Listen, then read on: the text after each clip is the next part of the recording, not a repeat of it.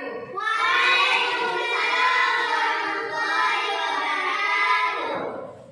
pagi anak-anak Ibu semua. Selamat pagi, Bu. Sudah sarapan? Sudah. Alhamdulillah. Semoga kalian sehat semua ya. Amin.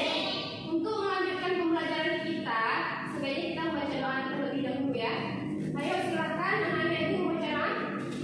Bismillahirrahmanirrahim.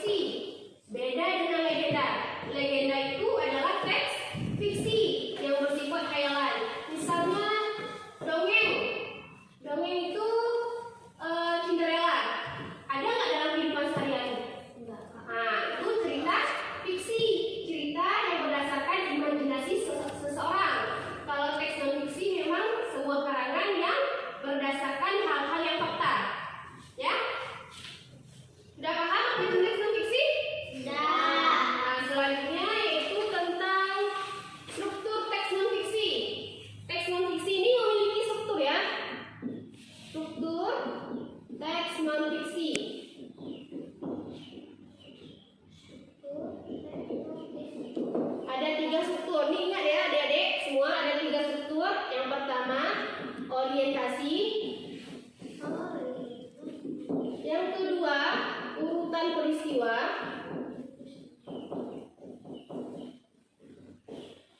Yang ketiga, reorientasi.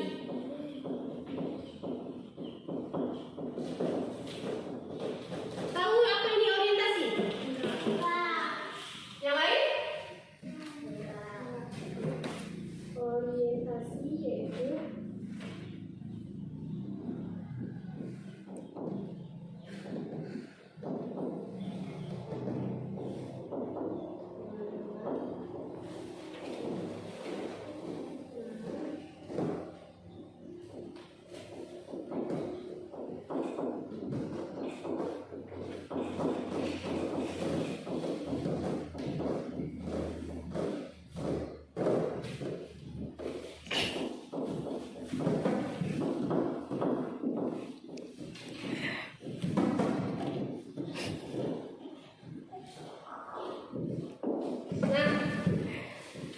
orientasi adalah sebuah pengenalan dalam sebuah pembahasan yang dikaji dalam sebuah cerita.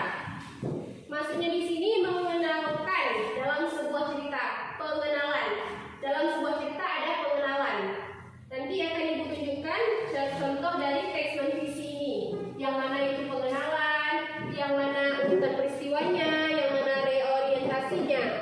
Orientasi adalah sebuah pengenalan atau mengenalkan sebuah pembahasan yang dikaji dalam sebuah cerita, mengenalkannya. Misalnya seperti Candi Borobudur. Candi Borobudur dia terletak di Bali. Dia didirikan oleh ini gitu. Itu pengenalan sebuah Candi Borobudur. Yang kemudian urutan peristiwa. Urutan peristiwa ini data-data yang dari misalnya contoh Borobudur, Candi Borobudur tadi. Data-datanya misalkan Candi Borobudur memiliki sebuah bangunan berapa? 504 bangunan. Itu data-data yang terdapat dalam urutan peristiwa sebuah cerita. Sedangkan reorientasi ini kesimpulan dari cerita tersebut. Kesimpulannya berisi amanat dan pesan moral. Kalau cerita seorang tokoh, dia mempunyai amanat dan pesan moral. Sedangkan misalnya cerita sebuah benda atau sebuah tempat, dia tidak memiliki pesan moral dan amanat. Ya, diingat ya. Nanti mungkin timbul pertanyaan. Berikutnya ada jenis prosa teks non-fiksi.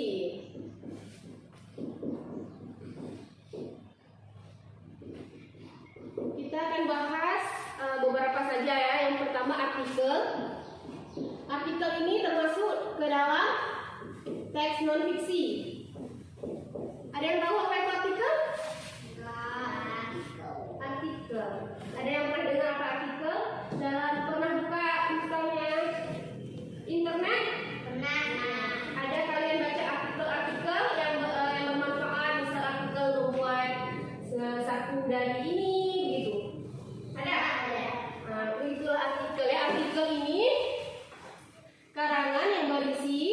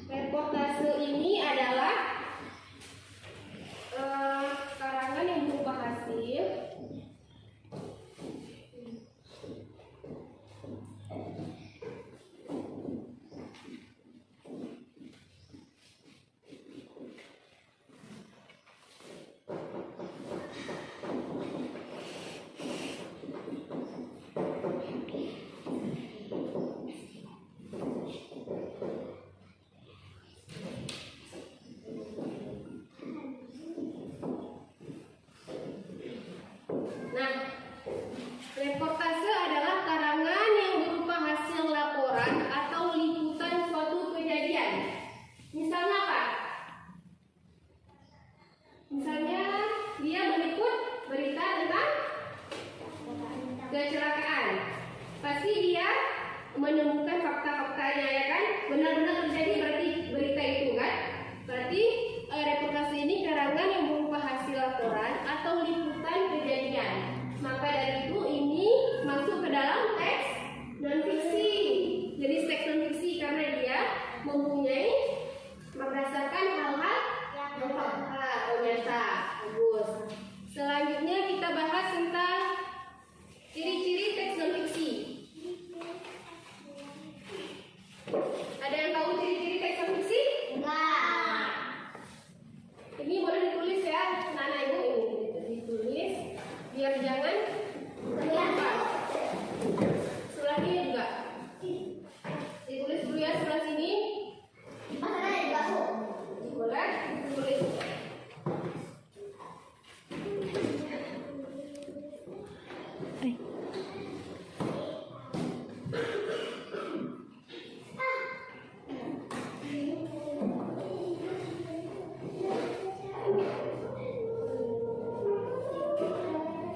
Tulis aja ini dulu, ini dulu.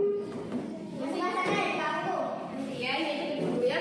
Sebelah sana yang baru.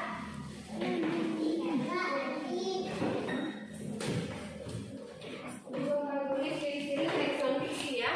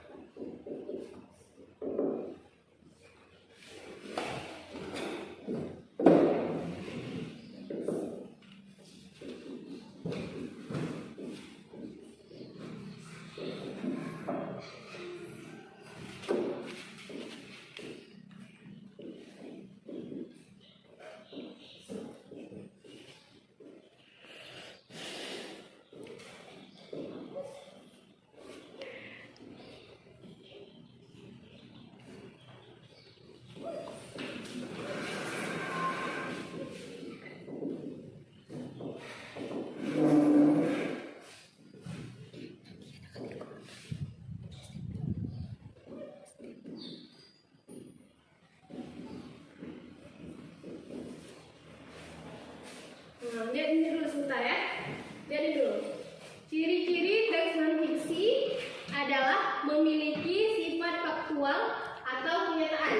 Itu termasuk dalam ciri-ciri teks non fiksi. Yang kedua, menggunakan bahasa baku atau bahasa benar. Tidak sembarangan bahasa ya. Nah, yang ketiga, berbentuk karya ilmiah. Berikut Ibu akan memberikan contoh dari teks non fiksi. Kita sudah belajar strukturnya tadi.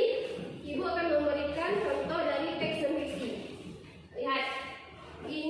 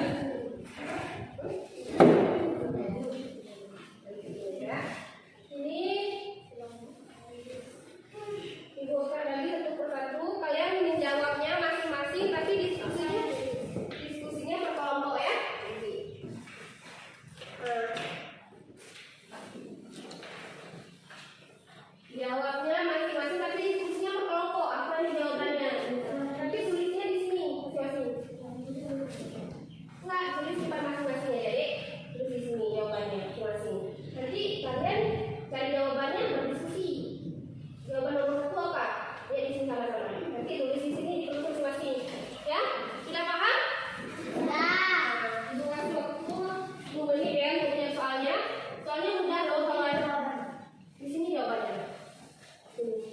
Di sini ya. Iya. Ini ada jawabannya. Iya. Di sini. Nah, sudah ibu sediakan tempat mengisi jawabannya. Ya, kerjasama harus ada di sini ya.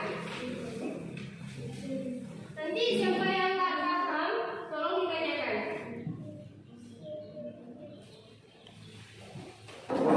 Jawabannya dari kelompok diskusi ya, anak-anak.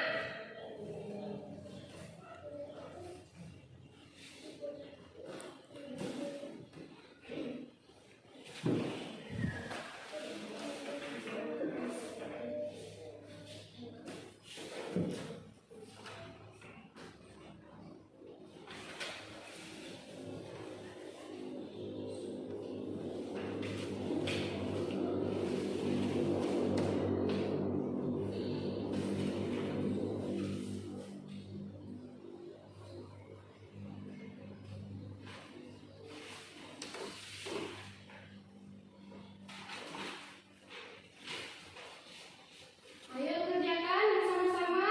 Diskusi jawabannya. Anak, udah siap? Udah.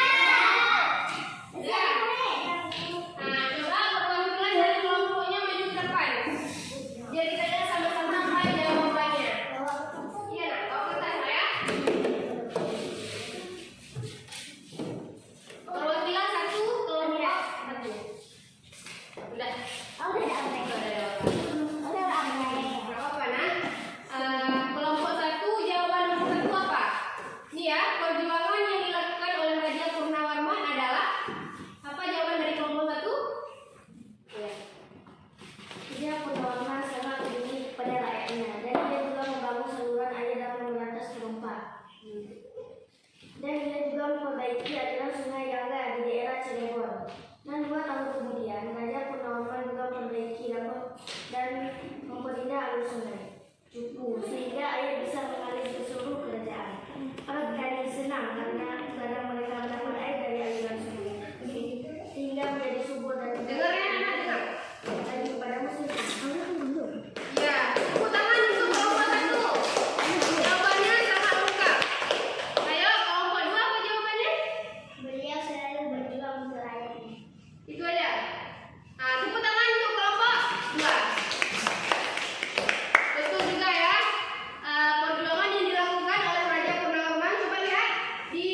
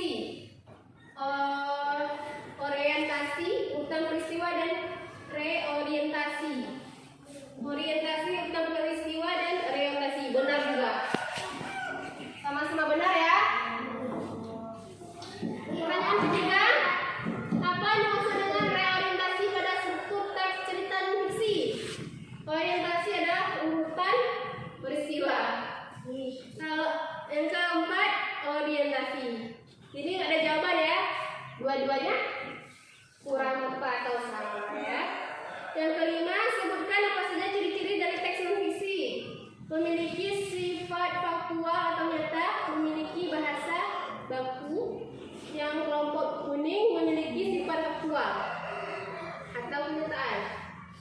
Ini kurang tepat.